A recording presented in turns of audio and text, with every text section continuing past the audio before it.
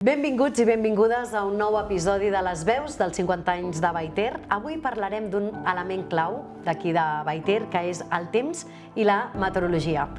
Per fer-ho ens acompanya en Xavi Segura, que de Temps de Meteo, l'home del temps de confiança a Vallter, que cada dijous ens fa els seus vídeos i la seva previsió del cap de setmana, i és un gran coneixedor del Pirineu Oriental i un apassionat de la meteorologia. Gràcies, Xavi, per estar aquí avui amb nosaltres. A vosaltres. Bon dia. I benvingut.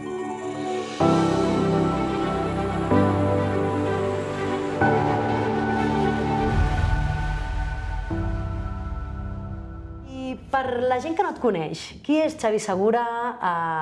Què fas? Com neix aquesta passió teva per la meteorologia?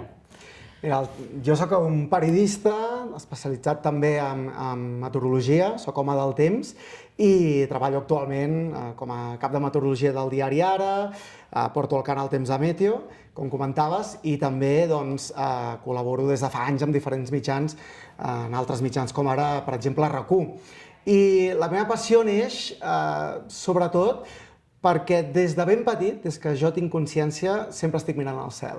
Sempre m'ha apassionat molt tots els fenòmens. A més, jo tota la vida he vingut per aquí al Ripollès i, evidentment, és una zona amb molts fenòmens meteorològics que en qualsevol època de l'any te'ls pots trobar i, per tant, sempre m'ha generat aquest interès, aquesta passió i, mira, a poc em vaig anar especialitzant en comunicació i també en meteorologia. Molt bé. I ja que ets l'home del temps aquí a Vallter, per què Vallter és una estació que ens atreu tant a aquest tema i quins fenòmens diries que té l'estació com a trets característics que té Vallter i altres estacions no tenen? Sí, Vallter realment es troba en una posició, podríem dir, privilegiada en la geografia catalana perquè es troba just al nord-est del país, a l'est del Pirineu i, per tant, és la zona més exposada al Pirineu a la influència mediterrània. Hem de tenir en compte que són les primeres muntanyes de 2.000 metres que es troben als vents marítims quan arriben aquí al Pirineu. Per tant, la influència mediterrània és molt clara i, per tant, quan hi ha llevantades, quan hi ha gregalades, doncs aquest vent impacta directament contra l'estació i és l'estació que més precipitació rep. Aquest hivern ho estem veient, moltes llevantades, gregalades i, per tant, veiem aquí quan van arribant nevades al llarg de l'hivern, són molt abundants. També fa que en situacions de sequera, períodes de sequera al Mediterrani, doncs també ens veiem més afectats. I a més hem de tenir en compte un aspecte important i és que ens trobem en una posició en què no hi ha cap barrera al nord de Vallter. Vull dir, Vallter, la zona de muntanya, més enllà, ja quan arribem a Catalunya Nord, ja no trobem més muntanyes. Per tant, tot el vent impacta de ple aquí, sobretot per la influència de l'anticicló de les Açores durant l'hivern, que ha combinat amb borrasques que arriben a la nostra zona d'Europa, doncs impulsen un passadís de vents que més s'accelera al Golf de Lleó. Per tant, ens impacten de ple, no hi ha cap barrera, a diferència d'altres estacions, que contingui aquest vent i, per tant, el vent, les nevades, en el cas d'influència mediterrània, són molt importants, sobretot aquest vent de nord, i és un vent que pot generar fenòmens extrems i també hem de tenir en compte que els vents marítims, més enllà de generar llevantades, gregalades, durant l'estiu també són molt importants perquè generen una mescla entre la insolació de dies molt càlids, evidentment, i aquesta brisa marina que fan l'efecte també una mica de muntanya, palanca, i creen núvols d'evolució diurna, nuvolades i, per tant, tempestes de tarda que a l'estiu són molt destacades. I aquest efecte palanca també passa amb aquest vent marítim que a mesura que va entrant va pujant l'aire de cota i es retroalimenta aquesta precipitació que en casos de llevantades, per exemple, no para de caure. Clar.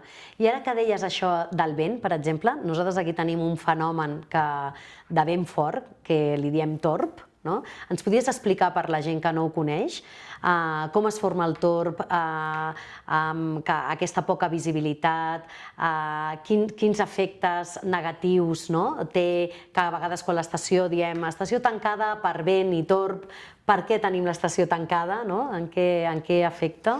Clar, és un fenomen meteorològic realment extrem que està produït per aquesta mescla de vent i neu.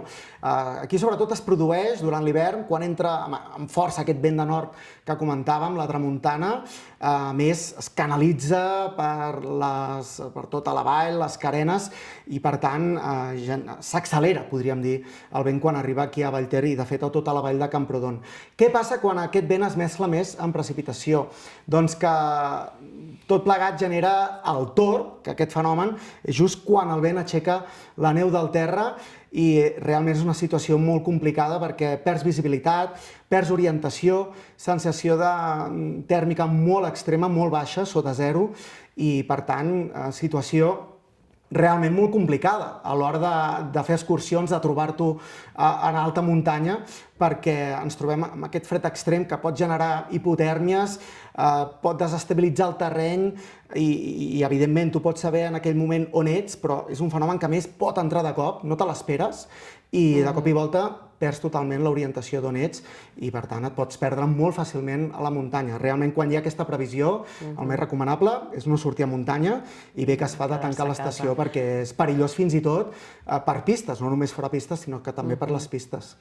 Ara que explicaves això, ara fa uns dies que s'ha estrenat la pel·lícula de Balandrau, em recordava una mica aquesta pel·lícula que va ser fa 25 anys i que va tenir aquesta meteorologia tan extrema. Tu recordes alguna cosa de just d'aquell dia o de...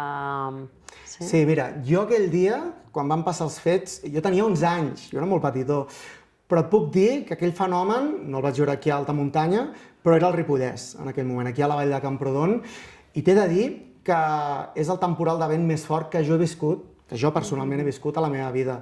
En aquell dia jo el que recordo és precisament aquella ventada.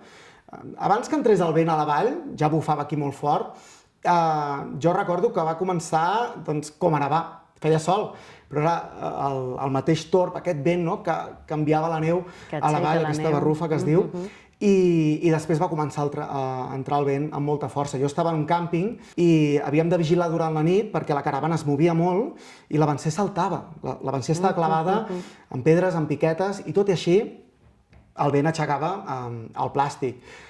Era una situació extrema i jo recordo amb els meus amics, amb molta innocència en aquell moment, que estàvem tan xocats, tan impactats per aquell vent tan fort, que sentíem com arribava per la vall, com anava arribant el vent, i quan impactava la ràfega jugàvem, entre cometes, a seure'ns al vent, a veure qui aguantava més estona assegut al vent, amb aquesta innocència i inconsciència absoluta de què estava passant realment, perquè va ser una situació extrema d'un temporal que va superar totes les previsions, poques tecnologies a l'època, que no indicaven tampoc el que estava a punt de passar, i evidentment una situació extraordinària que malauradament va provocar víctimes mortals, gent que es trobava en aquell moment gaudint d'un dia radiant, però que de cop i volta va canviar el temps i vam viure un dels pitjors temporals que es recorda aquí a Vallter. I ara això que introduïes, que deies del tema de la seguretat o de les noves tecnologies, quines noves tecnologies podries explicar-nos per la gent que va fer muntanya? Quina previsió haurien de tenir? On ho haurien de buscar? Què ens recomanaries?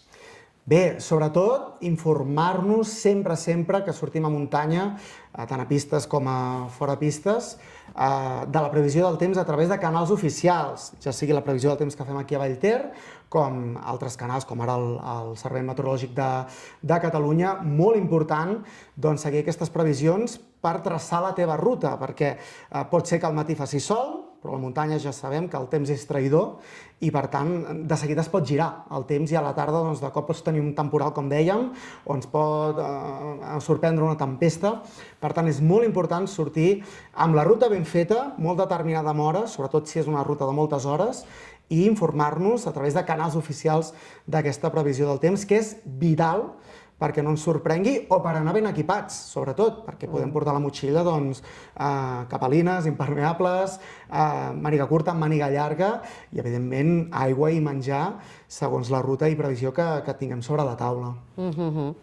I alguna anècdota personal, alguna vivència que tu mateix, com a home del temps d'ara, t'hagi passat o hagis viscut aquí potser al Ripollès o a Vallter? Sí, home, aquí tinc moltes vivències. També recordo venir aquí molts cops, aquí a Vallter, nevant, i anar ben equipats, perquè a casa sempre hem anat molt ben equipats, i baixar, quan ja havia baixat molt la temperatura sota zero, plena nevada, i trobar-nos la carretera doncs, realment amb gel, i molta gent que no venia preparada.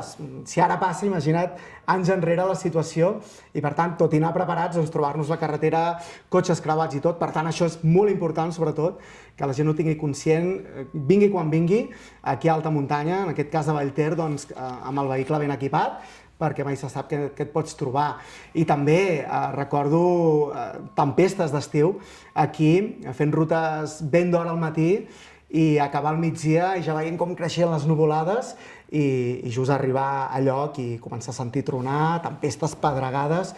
Per tant, sempre situacions de temps extrem i molt apassionant, evidentment, per mi, aquí al Ripollès i a Vallter.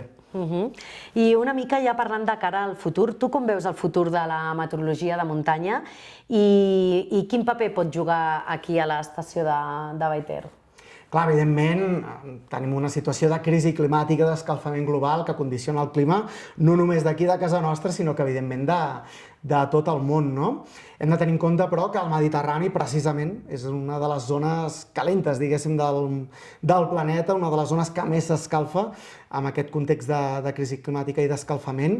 I, per tant, està clar, cada cop, ja ho estem veient darrerament, tindrem situacions de temps més extrem, de climatologia cada cop més extrema, aquí a Vallter i en general a tot el Pirineu i a tot el país.